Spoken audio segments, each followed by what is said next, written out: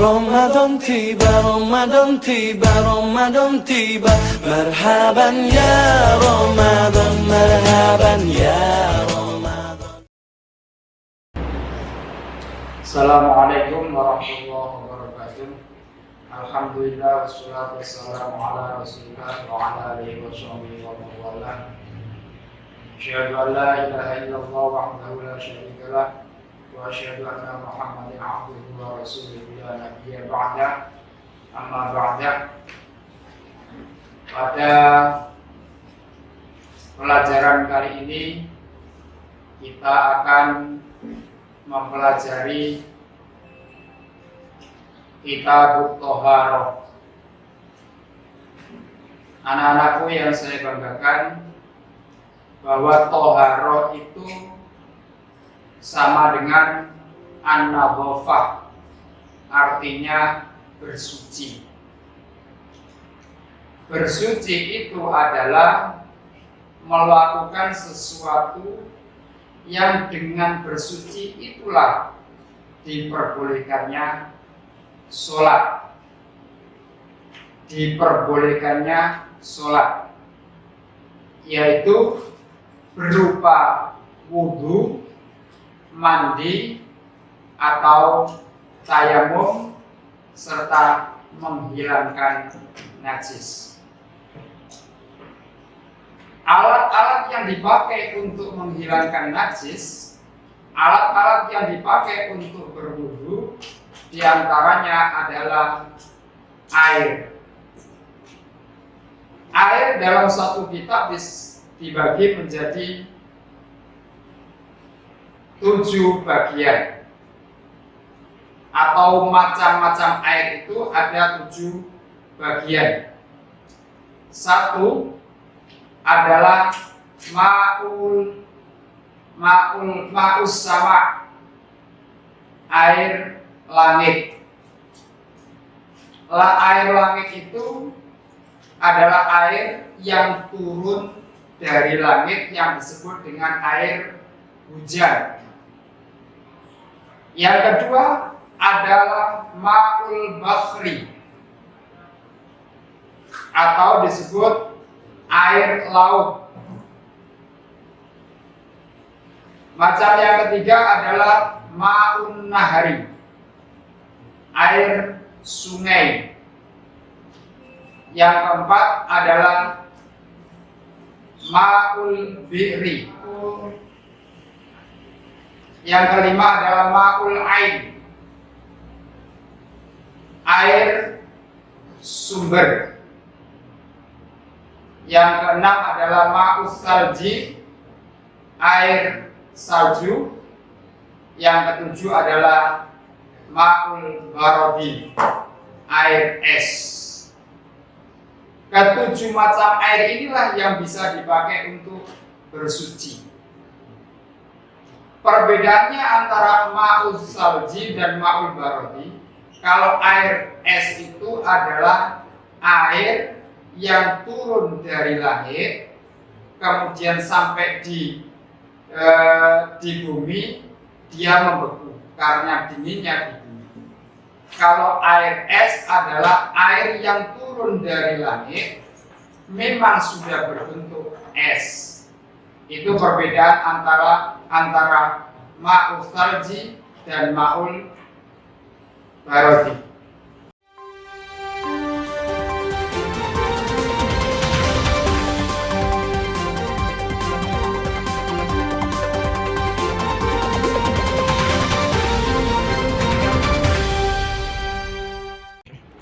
Assalamualaikum warahmatullahi wabarakatuh.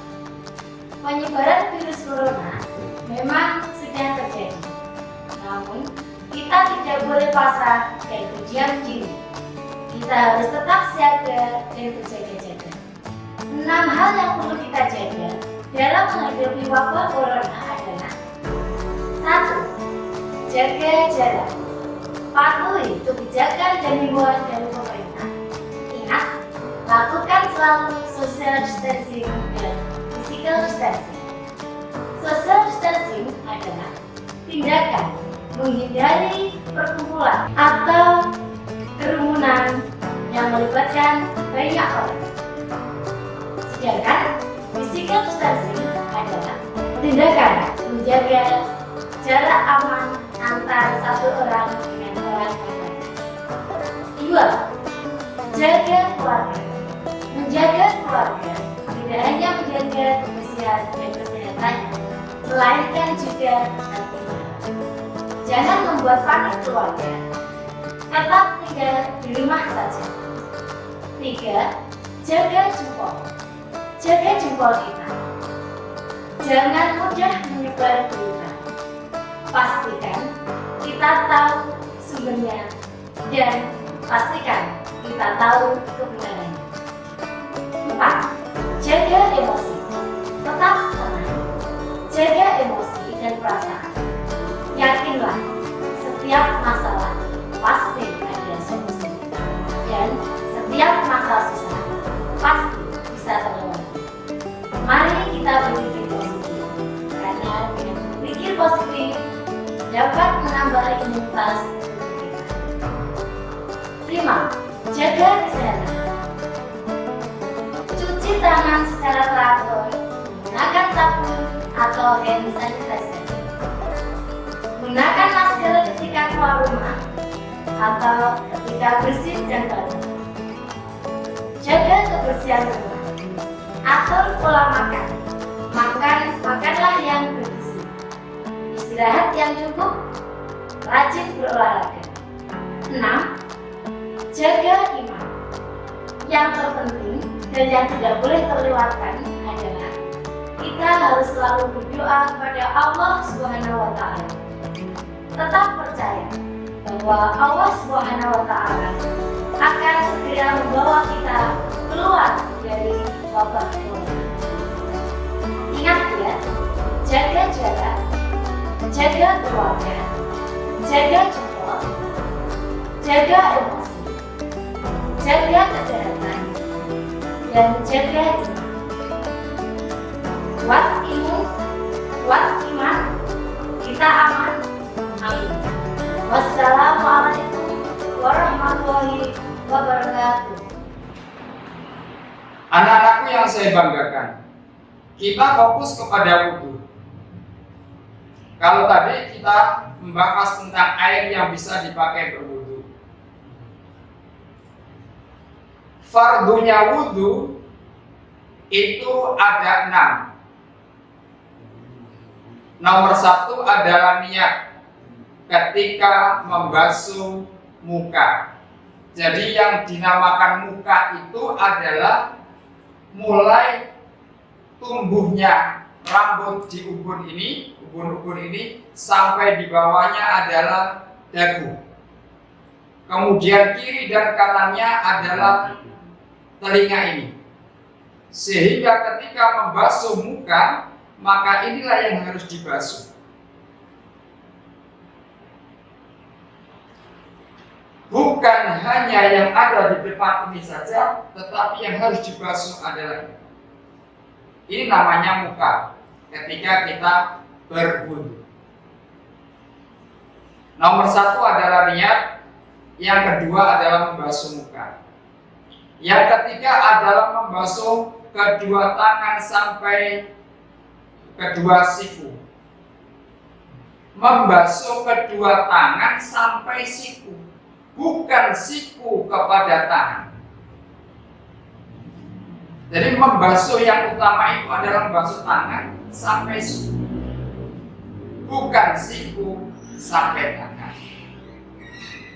Tetapi kebanyakan orang-orang membasuh tangan itu adalah dari siku sampai tangan. Apakah boleh? Diperbolehkan. Tetapi yang lebih utama adalah dari tangan sampai siku, sehingga cara berwudu yang baik adalah ketika air sudah mancur maka ditarik kemudian duduk. Bukan begitu. Apakah boleh dengan begini? Diperbolehkan. Tetapi yang lebih afdol adalah dari tangan sampai ke siku. Yang keempat adalah mengusap sebagian kepala. Mengusap sebagian kepala. Tetapi hukum asalnya adalah membasuh sebagian kepala. Jika kepalanya itu tertutup oleh rambut, maka diperbolehkan untuk mengusap sebagian rambut yang berada di kepala, bukan rambut yang di punggung. Saya ulang, bahwa hukum asalnya adalah mengusap sebagian kepala. Tetapi kepalanya itu tertutup oleh rambut, diperbolehkan untuk mengusap sebagian rambut yang ada di lingkungan kepala, bukan di belakang atau di punggung. Fardhu wudhu yang kelima adalah membasuh kedua kaki sampai pada mata kaki. Jadi sampai polok di atas mata kaki cara membasuhnya. Yang keenam adalah tertib. Tertib itu adalah berurutan mulai dari 1, 2, 3, 4, 5. Itu namanya tertib. Bolehkah kita berwudu setelah niat dan membasuh muka, kemudian disela-selai dengan pekerjaan yang lain? Diperbolehkan, asal masih dalam koridor tidak membatalkan wudu. Setelah 1 dan 2 niat dan basuh muka, kemudian kita dipanggil oleh orang tua, maka kita kemudian mendatangi orang tua. Setelah selesai membantu orang tua, dilanjutkan wudunya dengan membasuh tangan. Diperbolehkan selama di dalam membantu orang tua tidak ada hal-hal yang membatalkan wudu. Sekarang kita lanjutkan kepada hal-hal yang membatalkan wudu. Hal-hal yang membatalkan wudu, nomor 1 adalah sesuatu yang keluar dari jalan depan dan jalan belakang, apapun bentuknya,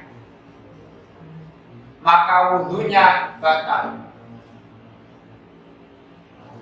Suatu contoh, ketika kamu bermain kelereng, kemudian kelereng itu sampai masuk ke dalam mulut dan tertelan, maka ketika ingin berak tidak keluar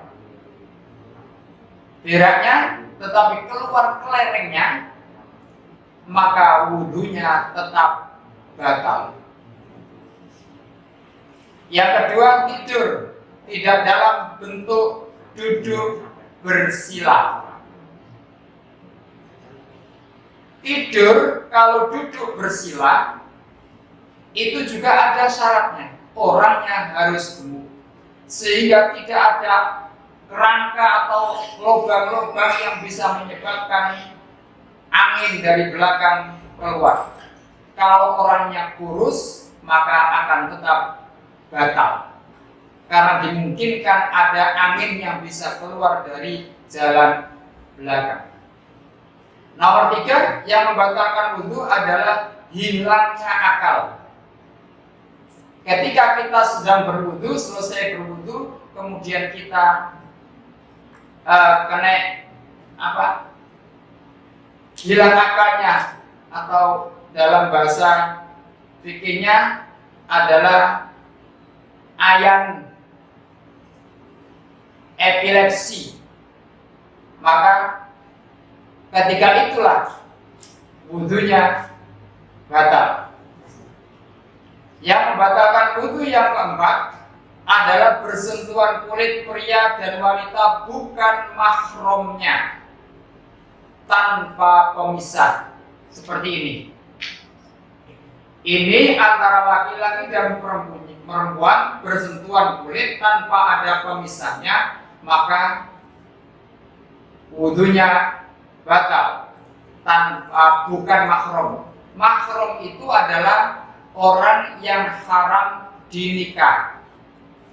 Contoh, ketika kita bersentuhan dengan saudara laki-laki dan perempuan, saudaranya sendiri, maka ketika bersentuhan ini tidak batal. Karena apa? Seorang perempuan tersebut adalah mahram kita, haram untuk dinikah.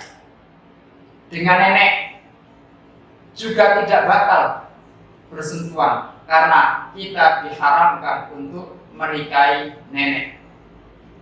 Jadi kalau digambarkan gitu dengan mata angin 4 begini, ke atas ayat ibu, nenek, kakek dan seterusnya, maka tidak batal wudunya. Ke bawah anak, cucu dan seterusnya tidak batal wudunya. Ke samping adalah saudara, maka tidak batal wudunya. Ke samping kanan adalah paman, kemudian bibi juga tidak batal, termasuk juga mertua bersentuhan dengan mertua, maka wudunya tidak batal. Yang membatalkan wudu yang kelima adalah menyentuh kemaluan manusia dengan telapak tangan. Nih, telapak tangan yang putih ini. Maka menyentuh kemaluan itu dengan telapak tangan ini adalah batal. Kalau telapak tangan yang di belakangnya, ya, maka tidak batal, kecuali kalau di ujung penis laki-laki, walaupun pakai ini tetap hukumnya batal. Yang keenam, menyentuh lubang dubur manusia. Menyentuh lubang dubur manusia itu juga hal-hal yang membatalkan wudu. Kita membahas sunnah wudu.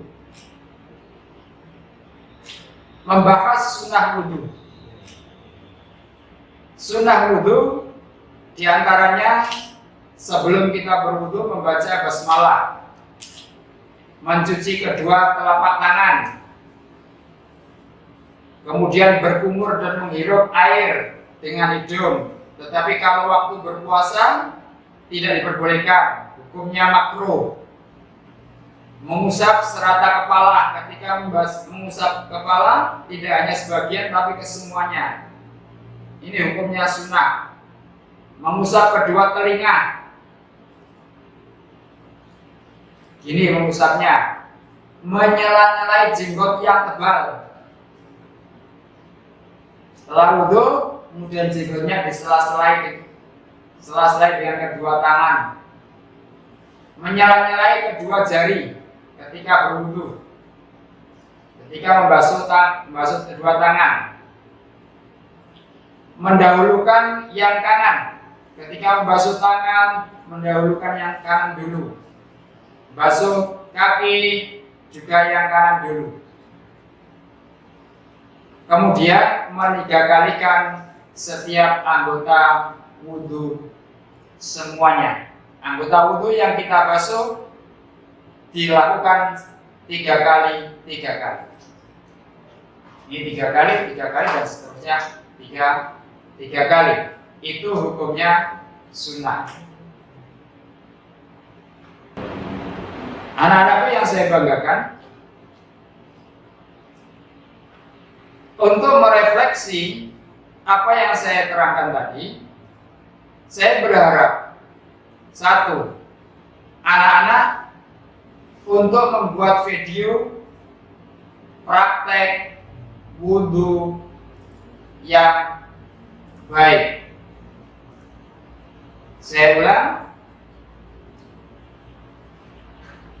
untuk merefleksi apa yang saya sampaikan tadi, anak-anak silakan membuat video pelaksanaan wudu yang baik. Begitu yang saya sampaikan tentang thaharah, khususnya tentang wudu. Hadanallahu wa iyyakum ajma'in. Wallahu a'lam bishawab. Assalamualaikum warahmatullahi wabarakatuh.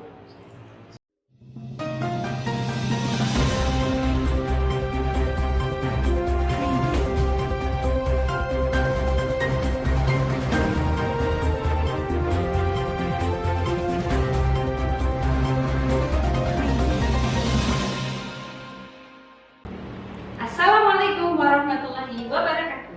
Baru lulus SMP APMTS, tapi masih bingung lanjut sekolah kemana? Ke SMK YPM 12 Tuban saja.